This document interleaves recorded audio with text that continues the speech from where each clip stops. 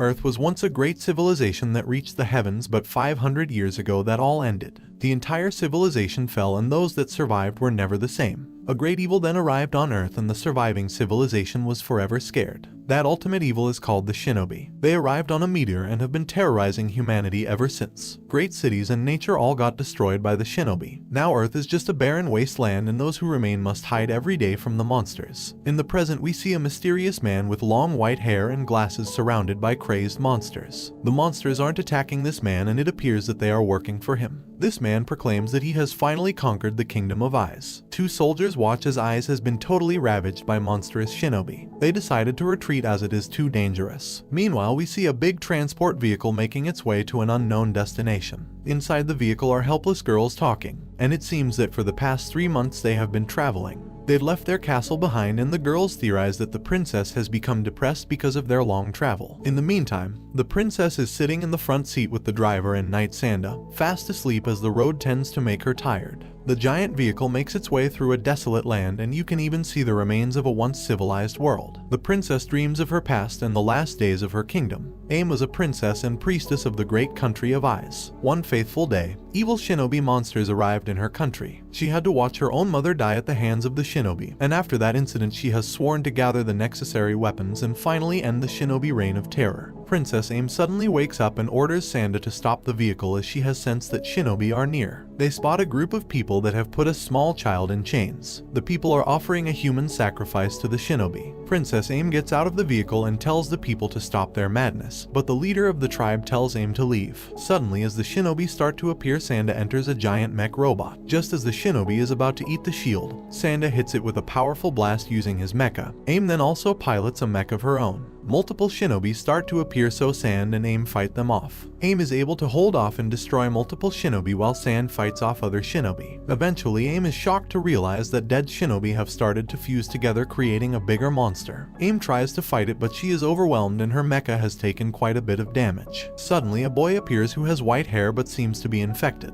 He is fast and swift and slashes the shinobi in half. He then uses his superhuman speed and saves Aim from being killed. She sees the boy up close, one eye blue and the other covered in purple alien-like armor. Aim and Sand keep fighting and the mysterious boy joins them in battle. Finally, they are able to defeat all the shinobi and save the villagers, and we see the boy defeat the last shinobi. The boy's body then returns back to normal and he starts to bleed. The group says goodbye to the villagers and they take the mysterious boy with them on their journey. The girls on the vehicle are called Iri, Rin, and Yuzu, and they all examine the boy. It seems that he is not affected by the shinobi poison at all, but his body seems to have taken a lot of damage. The boy wakes up but he immediately falls back on the ground due to exhaustion, so the girls give him some rice to eat. Meanwhile, Sand tells the princess that they will have to camp tonight. The boy finally is able to walk on his own, and Sand explains that the special lights that he is placing around the vehicle will keep the shinobi away. Sand tells the boy to go and introduce himself to the princess as she has been very worried about him. The boy goes and sees the princess standing atop a mountain. He is stunned at how beautiful she is. When the princess notices him, she gets embarrassed as nobody has seen her like this. The two start talking and the boy reveals that his name is Sue. Princess Aim moves closer and she reveals that she has figured out that Sue is actually a being called the Yajuo. He is the last of his kind and Princess Aim begs him to join her fight against the shinobi. However, Sue gets scared and runs away as he doesn't feel that he is powerful enough to help the princess. Later in the evening, Aim and Sanda talk and we learn that the Yajuo are special beings that are said to be created by humans as weapons to fight the shinobi. Sanda even fought alongside one of the Yajuo, but it has long been said that their kind has disappeared. The following morning, Sue appears in front of the group's vehicle. He says that because the princess saved her life, he will fight alongside her and help her destroy the shinobi once and for all. Princess Aim is happy and she thanks Sue. She also tells him that he is not a monster nor a shinobi. His eyes are the color of the beautiful sky, so he must be special. After Sue joins the party, Sand gives him a special military outfit.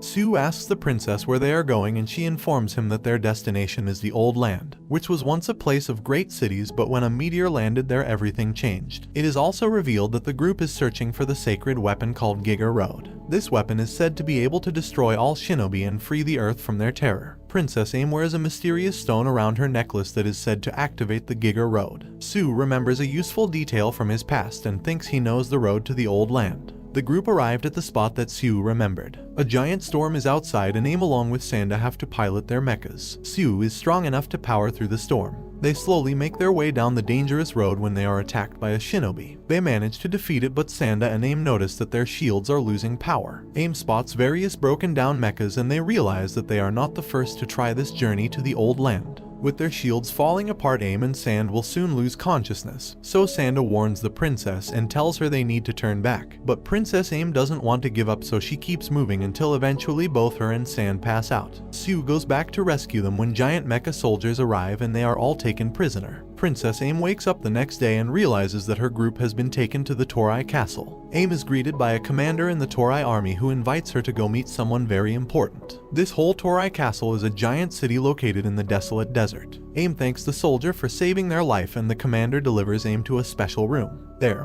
Princess Aim meets the great ambassador of Torai called Kazusa Shin. Princess Aim gets angry when Kazusa tells her the quest to find the holy weapon is a stupid one. He thinks that the weapon does not exist, or if it does it could cause humanity to be destroyed as well as the shinobi monsters. Kazusa tells Aim that his only goal is to protect the people of Torai. He also takes the necklace that Aim wears. Later on, Aim starts feeling faint and she has a flashback of a man with long white hair and glasses. She doesn't understand the memory and she ends up falling to the ground. Kazusa notices this and goes to help her. But suddenly Suzu comes out from the air. Kazusa easily overpowers him but then lets him go and tells Aim and Sue that they can stay in Torai or leave. It's their choice. Later on, Aim goes back to her friends and apologizes as she feels that she has failed them. Sand also starts training Sue to become an even better fighter. They train with wooden sticks so that Sue can perfect his skills. The leader of the Torai castle, called Taugi, invites Kazusa to his chambers where reveals that he wants to bring the holy weapon to Torai. He also orders the princess to be captured. Later on, Aim and Sue hang out, but Aim is feeling sad about everything and doesn't know if her quest is the right decision. As a way to cheer her up, Sue picks her up and goes running around the city. The two of them have a great adventure, seeing the beautiful town and sun. Later, the two even become a little closer in a romantic way. It seems that both of them have fallen in love with each other. Feeling much better, Aim decides that she will continue her search for the holy weapon.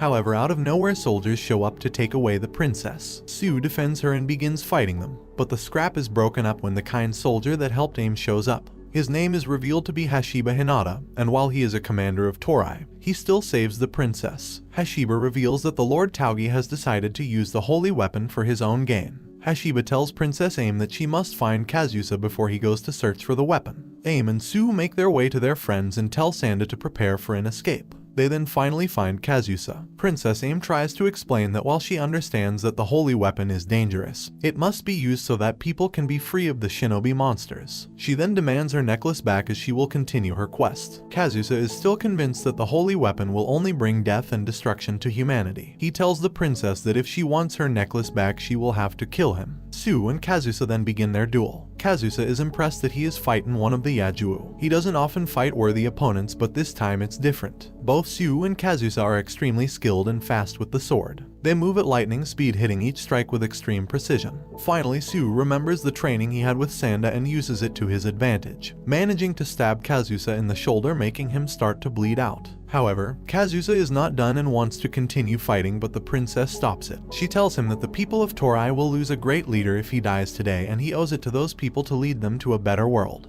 Kazusa is taken aback by her words. Their conversation is put to a sudden stop when a giant flying fortress appears near Torai. The fortress seems to be from Issa. The mecha warriors that defend the city start firing, but they don't do any damage. Kazusa says that a shinobi has never had that much power to control an entire fortress. Princess Aim is confused as only her parents could control the fortress. Suddenly, the dark flying fortress starts to fire of shinobi blasts at the city. Princess Aim remembers one other person who could have such power, Tsukiyomi, a scholar at Eyes who taught Aim when she was very young, who seemingly died in the attack at Eyes. Suddenly, a giant dark cloud appears and from it comes Tsukiyomi. He tells Aim that he has been integrated into the shinobi life force. Tsukiyomi uses his powers to knock out Kazusa and Sue. He then tells Aim that it has always been his goal to exterminate humanity, and now he finally has the power to do so. He is now in control of all the shinobi. Aim is confused and can't believe that her former tutor would turn to such madness. Tsukiyomi grabs her with his giant shinobi hand and starts to torture her. He wants her necklace so that he can unlock the holy weapon for himself and become a god. Sue tries to get lost, but he is not strong enough. He sees that Aim is being tortured and this awakens something in him.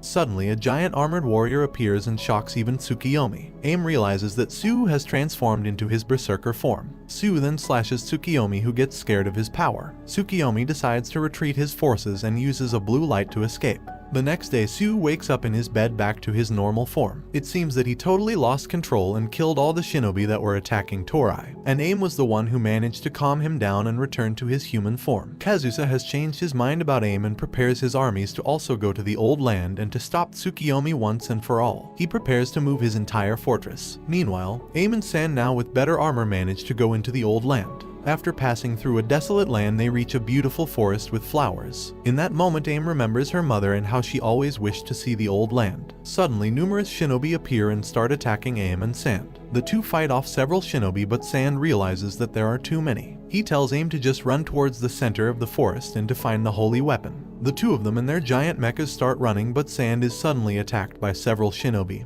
However, he tells Princess Aim to keep going. At first, she wants to come back for him, but Sand tells her that she needs to save the world and that he is very proud of her. Sand then detonates a giant explosion, killing himself and all the shinobi in the area. Aim finally arrives at the holy weapon. For the first time ever, she sets her eyes on the Giga Road. It is a giant robot that has the power to control all the elements. Meanwhile, Kazusa and his entire army moves towards the old land to help Aim. Sue is also with Kazusa and he is prepared to fight for Aim until the very end. Aim tries to activate the Giga Road, but she gets a wound through the throat by the machine. It seems that the Giga Road is unstable and has to take the life force of its host. Aim is still alive but in a weakened state. Then with his shinobi monsters, Tsukiyomi appears. He wants to take over the entire world, and the Giga Road is the final piece to achieve this goal. Aim uses her new power to attack a giant shinobi that Tsukiyomi has created. Aim tries, but eventually her attacks prove to be too weak. She needs to fully activate the Giga Road, but so far she has not been able to do so. Shortly after, Kazusa and his armies arrive and they begin firing countless cannons at the shinobi. Sue joins the battle and engages in a fierce fight with Tsukiyomi. This gives Aim enough time to charge the Giga Road. Sue loses a lot of blood during his fight, but he still keeps going to defend his princess. Tsukiyomi grows bored of the whole battle, so he unleashes a final attack that almost kills Sue. While Tsukiyomi charges up for another attack, Sue, who is barely alive, makes his way to Aim. He embraces Aim when the Giga Road stabs him through the chest. The Giga Road then consumes both Aim and Sue. With this, the weapon is finally active and Aim takes control and she unleashes its full power. The giant legendary weapon has awakened, and with its attacks, Tsukiyomi is close to defeat. Aim and Sue are finally together and she promises that they will always be together no matter what. The Giga Road then picks up Tsukiyomi along with his giant shinobi and flies into the sky. Then suddenly a giant explosion appears in the air and the people rejoice, as it seems that the Giga Road has defeated all the shinobi. On the other hand, Kazusa wonders if Aim is still alive. In space near the Earth, we see the giant Giga Road floating.